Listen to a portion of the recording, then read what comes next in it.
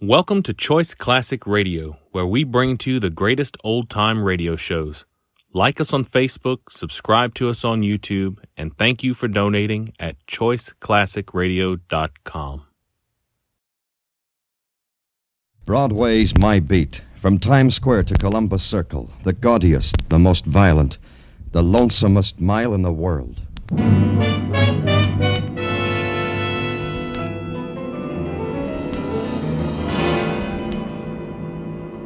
Broadway's My Beat, with Larry Thor as Detective Danny Clover.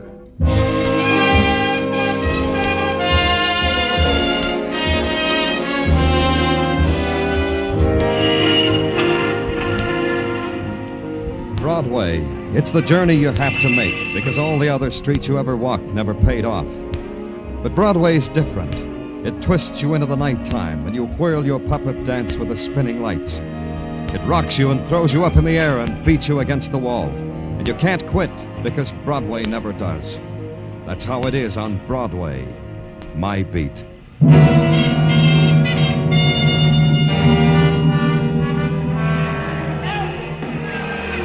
People go to wrestling matches for a variety of reasons. For a change of pace from their own domestic strangleholds. For laughs. And for motives which make footnotes in textbooks. And at the bout between Max Magnificent and the Panther Man, the faces and the reasons were up to par. I was there because pressure from upstairs ordered me to be there. They said a man was there who was trying to keep a big secret. They said to drop everything, to see him right now. Right now he was sitting on the aisle near the tunnel entrance. I walked up to him and nodded. What do you want, Danny? Just talk, Melvin, that's all. Well, I'd like to watch this Max Magnificent, Danny. The first fall's not due for 10 minutes yet. You'll be back before then. Come on, we can talk in the tunnel. All right.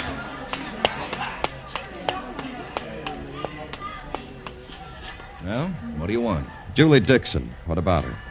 What about her? Forget you're a big criminal lawyer, Melvin. Make believe you're not quibbling in a courtroom. Make believe there's just you and me. Where's Julie? Forget it, Danny. You know better than that. Forget it. I can't do it that way. The papers are screaming about a Cinderella girl named Julie Dixon. They waste a lot of type about a poor girl getting engaged to a rich lawyer named Alex Melvin. You. Now Julie's gone. In a puff of smoke, they say.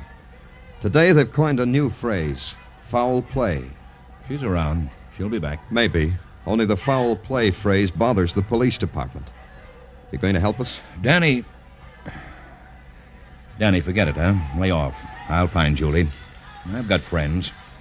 That's why I've got to say it again. Danny, lay off. I mean it. Cinderella girls are always public property. And the public's screaming. I thought you'd help, Melvin. Now it's got to be done my way. My way was to a penny arcade on Broadway, and the sharpest little stool pigeon I had, named Marty. I told him to sing it around that I knew a lot about Julie Dixon's disappearance, that I was primed to make an arrest, and with Marty saying the words I'd put in his mouth, someone might believe them, and that someone might make a move, and I needed that to help me find a lost, strayed, or stolen Cinderella girl.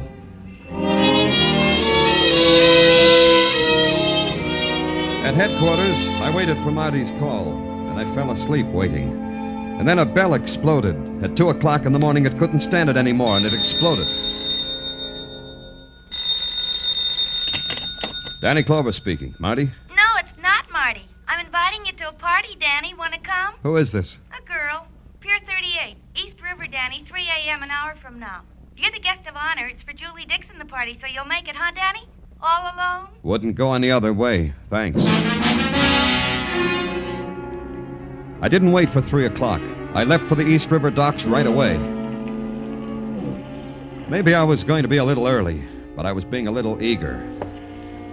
Pier 38 occupied about 50 front feet of the darkness and lent its own quality of shadows to it.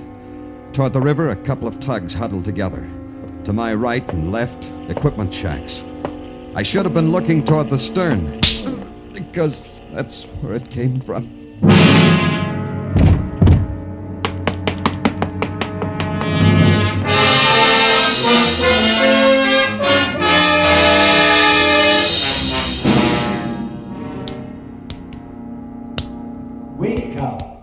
I say there, come out of it. I beg your pardon. Come, wake up. I say you're quite unintelligible, you know. Now, open your eyes. Now then, isn't that better? Good morning. Huh? I said good morning. I greeted you. Oh, I greet you. Good morning. Good morning. Where's all this greeting taking place? At the Ashton Hotel, room 312, New York City. And you're... Rupert. Rupert. How did I get here, Rupert? I found you on Pier 38. Did you hit me first on the back of the head, Rupert? Oh, no, but I did kick you. That is, I stumbled over you. That's what made me know you were there. I brought you here in a cab. What were you doing on Pier 38, Rupert? Well, sir, every night after the matches, I go to the waterfront and look toward England and make a wish. The same wish, sir, that I was back in Crofton-on-Willow. Why aren't you back there, Rupert? Because I'm not. Max Magnificent doesn't wrestle in England until the summer. Max Magnificent? Yes, of course. I'm his valet. I spray the ring for him, carry his robe. Rupert. Where's Max? The Magnificent is in the next room, having his hair done. Thanks, Rupert. Will you be staying to breakfast, sir? Kippers in 10 minutes. Well, I see you're up and around. Glad to see it. Max Magnificent wishes he could sleep that well. How do you like it? No, I don't mean Mabel the hairdresser. I mean my hair. The flamingo bob, I call it.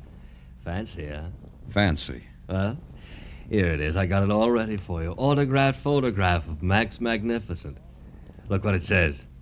To an all-American lad, from your idol, Max Magnificent. Fancy. Can I talk to you without the hairdresser? With my hair half up in curlers? You kidding, baby? Go ahead, talk to me. Mabel doesn't understand nothing except hair anyway. Talk to me. Maybe I'm being coincidental, Max. Oh! Mabel, comb the curls. Don't yank them out of my head. You're saying? A man I know came to see you wrestle last night when he was supposed to be worried, Max. A man named Alex Malvern. Oh, Max Magnificent welcomes him to the ever-growing list of his staunch admirers. Hey, I did that good. Yeah, and Alex Malvern worries because his fiancée, one Julie Dixon, is missing. I talked to him. Oh, worried, huh? Then I got slugged. Then I wake up in the tender care of Rupert, valet for Max Magnificent. Hey, that makes a circle, huh? Go ahead. This is real goose pimply talk. What's with Julie Dixon, Max? You know? Oh, asking me questions with no sense. Finish me, Mabel. This guy just got boring. What about Julie Dixon? Mabel, hand me the mirror. Julie Dixon. Oh, the flamingo bob. The fans'll eat it up. You know something, you, mister, standing there? I can't hear you no more. You better go, mister. Mabel's gotta scent me. The lavender, Mabel.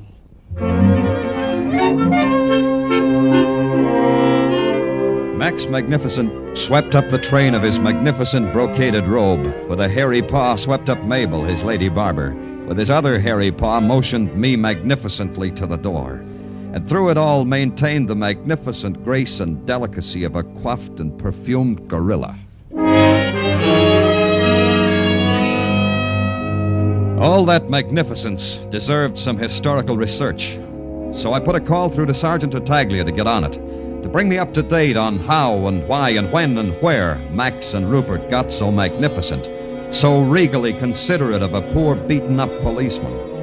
And then I went back to the beginning, and the beginning was the lawyer, Alex Malvern. Sure I can't offer you a drink, Danny? A noon cocktail to take the bitter taste out of your mouth? You've come a long way, Melvin. I can remember when it was a toss-up who'd get to where mayhem was first, you or me. You mean I was a shyster, an ambulance chaser? It doesn't shame me, Danny. We all have to grub for nickels one way or another. Here's to you, Danny. I told you at the wrestling matches. It bothers us police about Julie Dixon. Gets worse all the time. So I see. Those black and blue marks, Danny. They hurt, don't they? I know they hurt. Because I know. A girl you were going to marry. The papers said the brightest torch you ever carried. The paper said true. She disappears. You don't even cry. You don't even ask for help. Is that how it gets when you're big, Malvern? You see the walnut paneling in my office, Danny? It cost a fortune. This private bar upholstered in Florentine leather. A fortune. Those golden girls, my secretaries, who wait on me hand and foot like I was a king. Also a fortune. None of this I got by asking anybody for help. So we've got nothing more to say to each other, huh, Danny? Glad you dropped in, though. I enjoyed that, Melvin. I speak only as a jury of one, but it was very impressive. I really enjoyed it. Out, Danny. I'm busy. You're going to throw me out, Melvin? Because that's how it'll have to be. There are lots of ways. One way, I could pick up the phone, talk to a friend. This friend listens when I talk. And because he listens, they could put you in the middle of Fifth Avenue, helping visitors dodge the terrible traffic. Do that, Melvin. Do it. Danny! Now you got a good reason. Danny. A better one. Do it. Danny, take it easy. Here's the phone, King. Call your friend. Forget it, Danny, forget it. Forget I ever said it. I only thought it would be better if I found Julie in my own way. That's all there is to it, Danny, I swear. When did she disappear? 5 days ago. We were in a cab going to a theater. The cab slowed down for a light, and all of a sudden Julie jumps out. I haven't seen her since. She didn't say anything? Leave anything? Just a bag with all the money in it. She didn't even say goodbye. She'd been acting funny for days. She was... Where's the bag? We're here, right here, Danny. Take it if you want. Yeah. Lipstick, compact, money. Hey. What, Danny? This newspaper clipping, this picture of Max Magnificent. You didn't tell me about that. Why should I? It doesn't mean anything. Julie liked wrestling matches. Maybe Max Magnificent was a hero. She made me take her to see him once. Yeah? Fix your $20 tie, Melvin. It got wrinkled somehow. It deserved a social call on Max Magnificent. But I was polite. I phoned first, which was the proper thing to do because he wasn't at his hotel. The Magnificent had gone to the armory early, they said. He needed time to perfume his person and his dressing room before his performance tonight, they said. However, I could talk to his valet, they said. I said, no, thanks.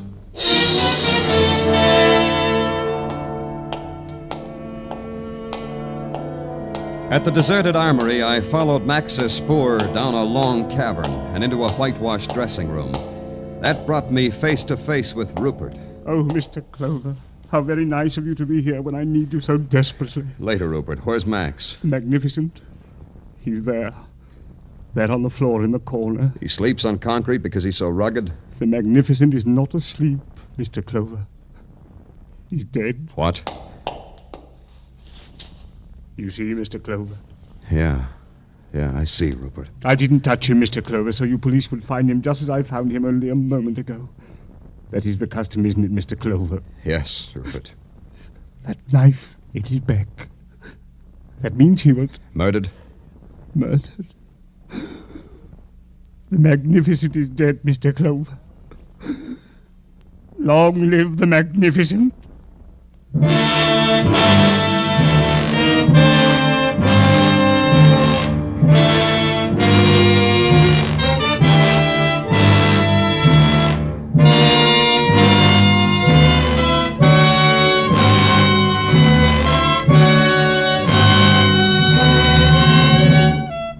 You are listening to Broadway's My Beat, written by Morton Fine and David Friedkin, and starring Larry Thor as Detective Danny Clover. The cream of the fun and songs on Arthur Godfrey's daytime shows are now brought to you in a half-hour special Godfrey Digest every Saturday night on CBS. So if a date with the dentist, the hairdressers, if a traffic ticket in court kept you from hearing one of the daytime shows this week, or if you want a fast half hour of humor and songs by Jeanette Davis, Bill Lawrence, and the Mariners, listen in this Saturday night to the Godfrey Digest on most of these same CBS stations.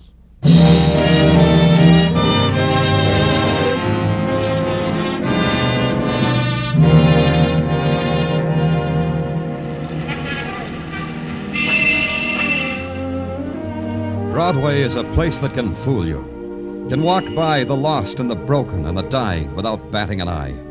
But when one of its own lies dead, Broadway tears its collective breast, dons the sackcloth and ashes, and sends up a shrieking lament that can be heard round the world. And for a little while you believe it.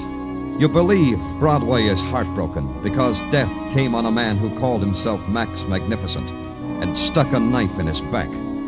You believe Broadway has found torment because it lost a Cinderella girl named Julie Dixon.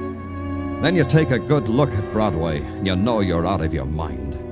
But you stay with it, because you're a cop. And as a cop, you're Broadway's conscience. And as a conscience, you've got a helper, namely Sergeant Gino Tartaglia. Danny, sometimes when I can't go to sleep nights, I analyze my relationship with you.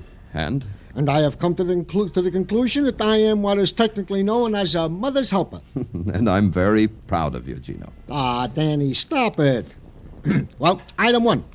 The boys in the lab say that after a detailed check of the fingerprints of Max Magnificent, he turns out to be an ordinary human being with a name as common as Clover or Tartaglia. Oh? Yeah, honest, Danny. Max Magnificent was none other than Joe Warner. Joe Warner, huh? And Joe Warner was none other than who, Tartaglia? Oh, a guy who we once picked up for attempted blackmail. Badger game. Who was the girl? That we don't know, but we're still working on it. Item 2. The missing girl, Julie Dixon, is known to have withdrawn her entire savings from the Corn Exchange Bank the day before said Julie Dixon disappeared. How much savings? A goodly sum, $3,000. As you say, goodly. Maybe that explains why she didn't need her bag when she jumped out of Melbourne's cab. Yeah, possibly, Danny. May I continue? Oh, please do. Item 3. Detective Muggovan is even now on the tail of the famous and renowned lawyer Alex Malvern. And Detective Kinney is even now on the tail of Rupert the Valet. And Julie Dixon's description? Description? Description, Tartaglia. It's out. Any reports on it? No, Danny. Well, get on it, Tartaglia. Check again. Every railway station, every pawn shop, everything. You'll remember, won't you, Tartaglia? Oh, I promise, Danny. Oh, I just remembered. I forgot something. Oh, I'm glad for you, Tartaglia. Oh, thank you, Danny. I just remembered you got a call from someone named Sophie Wojciechowski. Huh? Yeah, Sophie Wojciechowski. She skates on roller skates at the roller derby at Madison Square Garden. She says come meet her at 8 tonight. There's something about Julie Dixon. She said...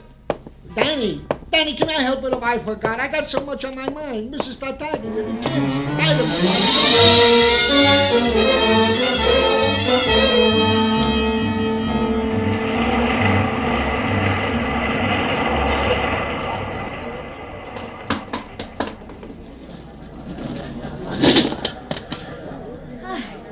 You waiting to see me? If your name's Sophie Wojciechowski, I am. Well, you don't have a scorecard, huh? Else you'd know. Everybody knows number 12 is Sophie Wojciechowski. I'm Danny Clover. Oh. What about Julie Dixon, Sophie? Oh, Julie and me used to borrow our skate key from the same guy. How long ago was that? Oh, years and years and years. I mean, we grew up together practically. Then we grew up, then she got married, then she went away, then I never heard of her. Then yesterday came. Yesterday was something special? Not especially special, except a guy called me upon the telephone and asked me if I knew the whereabouts of Julie. I told him no, 'cause I don't. Then the guy said a bad word and hung up. What guy? The guy I was talking to upon the telephone. Oh, you mean his name? He didn't say. Now, let's go back a little bit. You said Julie was married to a man named Joe Warner? That I don't know. Except I heard from sources close to the roller rink that he deserted her. Ran away to Texas, I heard. This was about 3 years ago. Then the reason you called was to tell me about the phone call. Well, not exactly. You see, I saw Julie yesterday. Later, after the guy called upon the telephone. Huh? Sure, she said she was broke. She came to borrow some money. How much did you lend her? Not a cent, 'cause that's how much I had at the time. She said thank you and walked out of my life again. Oh. The women's team will take their places. 1 minute. Hey, look, I gotta go now. That's all I know, Mr. Clover. So long.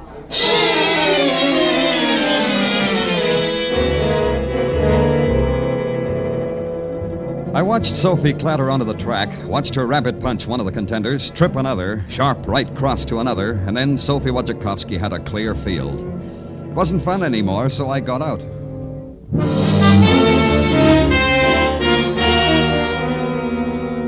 And I began to add it up. Julie's husband had deserted her, Sophie said. And in Julie's bag had been a picture of Max Magnificent, who was Joe Warner. And Julie had gone through $3,000 fast, even for a girl like Julie. And the sum could be blackmail and murder. Except one factor was missing from the equation: Julie Dixon. And at headquarters, Sergeant Tartaglia was being Mother's helper like anything. Danny, I think what we boys got on this Julie Dixon will help you like anything. Oh? Yeah. Now, sit down, Danny. Sit down. This is big. You ready? We have discovered that Julie Dixon was married to Joe Warner, later Max Magnificent, and there is no indication that a divorce happened in the family. You're right, Tartaglia. You've made a big discovery. Thank you, Danny, thank you. But I have here another item that is not so happy. Rupert the valet has disappeared from the tale of Kenny the detective. What? Don't go away, Tartaglia. Oh, where would I go? Danny Clover speaking. Mr. Clover, I am Howard Jones, the mentor of a sanctuary you people call a pawn shop. We'll try to do better. Is that all you want?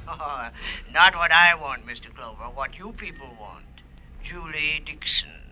She was in my place not an hour ago. How do you know it was Julie Dixon? She fits the description. Lots of women might.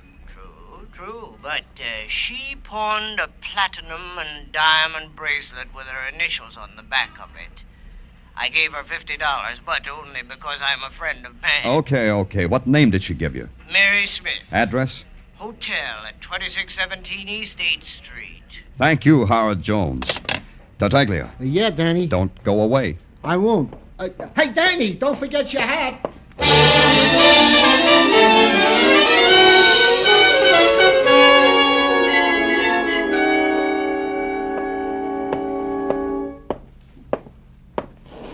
You the desk clerk?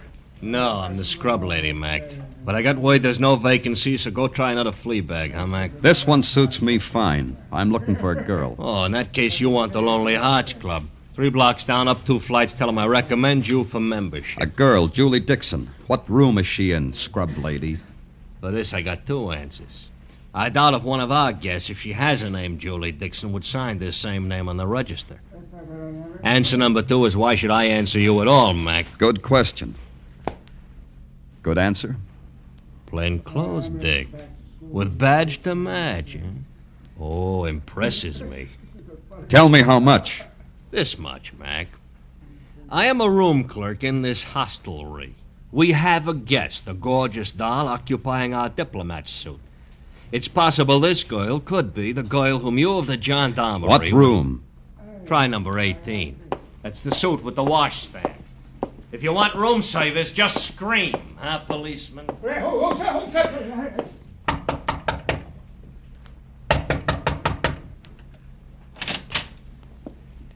Get away from here. Your name, Julie Dixon? I said get away from here. Get away before I make it real tough for you. Go ahead. You asked for it, mister. Help! Help! Somebody help! Such a pretty dress. Ripping it won't help it at all. Somebody, please! Police! Please! That's me, police. What? Badge and all. Look. Okay, let's go inside. Police. That's right, Julie. You want to tell me now or later? Doesn't matter a whole lot. No. No, it doesn't. Nothing matters anymore. What do you want? Not so much. Just fill me in. You were paying blackmail. To whom? To a nursemaid. To a nursemaid to my husband. A nursemaid who called himself Rupert. He had something to sell you? Like this. My husband, Joe Warner. Joe Warner, or Max Magnificent, whatever you want to call him. I thought he was dead. We were never divorced, and I thought he was dead. What made you think your husband was dead when he wasn't? Papers. Joe was in Texas at the time. You know, the time the tanker blew up. Texas City? That disaster in 47, huh? The papers listed a man named Joe Warner dead. I was certain it was my husband. He was in Texas City then. Yeah. They still don't know how many people died there, or who. So I met Alex Malvern. And I fell in love with him, and he fell in love with me, and we were going to get married. That's the way I am when I fall in love with a man and he falls in love with me. So Joe changes his name to Max Magnificent, becomes a wrestler with a hairdo, and hires himself a valet named Rupert. Max, hairdo, and valet show up in New York, right? Yes. Rupert came to me and said he wanted money to keep my first marriage quiet. More than that, Julie. It was the kind of marriage you had, wasn't it? A partnership for blackmail. A partnership to work the Badger game. That's why you paid him the $3,000 you drew from the bank. That's why. It was worth that to keep Malvin from knowing what I used to be. But it was no good, so I ran away. I ran away, and I've been running ever since. You got nothing to worry about anymore, Julie. Except one thing. Whether Alex will have me now. That?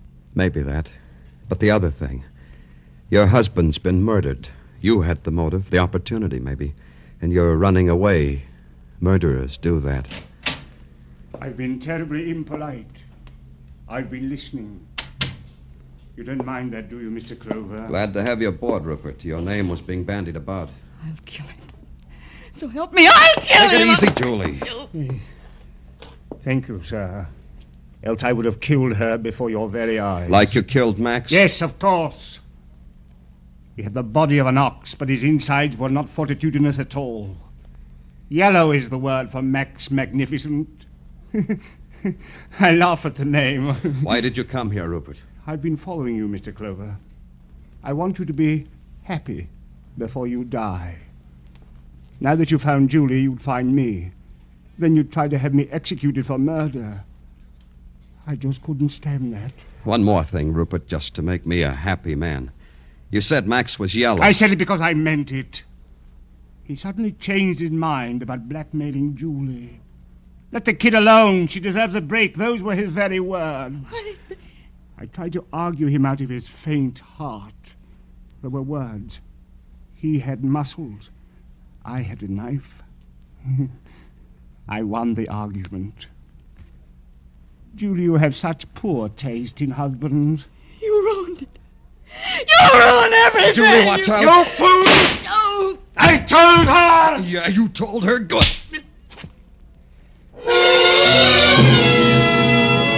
Rupert crashed into the washstand. The gun clattered out of his hands. And then, like some crazed animal, he scurried for it in the half-light. So there was only one thing to do.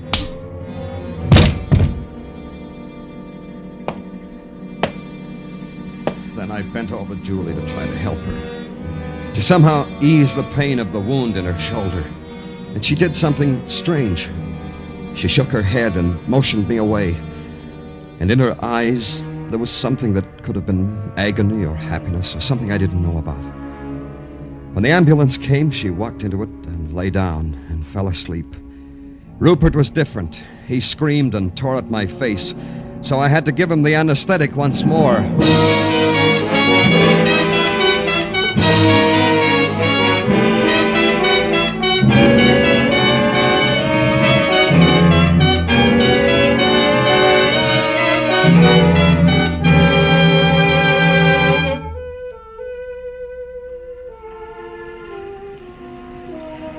Broadway's wearing its harlequin clothes, and it winks an eye and beckons. And a pale and hungry girl walks its pavements like a queen, because Broadway's a dream street. And a fat man stands with begging eyes because he just found out his last dream didn't come true. It's a laugh or a cry, with nothing in between. It's Broadway, the gaudiest, the most violent, the lonesomest mile in the world. Broadway, my beat.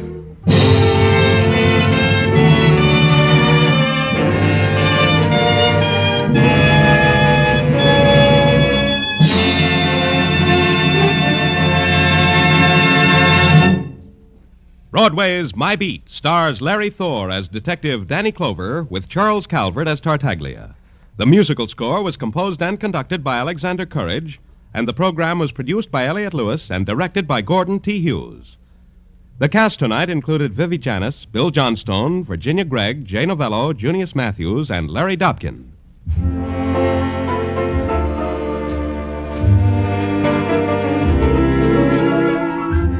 Molly Goldberg's being visited tomorrow night by an old flame, and Jake's really burned up. Yes, romance has flowered in the Goldbergs' apartment this week, and this Saturday night, Jake takes action against Molly's old beau. Be listening when the Goldbergs come to you on most of these same CBS stations in their new Saturday night time tomorrow night. Joe Walters speaking. This is CBS, where you find Broadway's My Beat every Friday night. The Columbia Broadcasting System.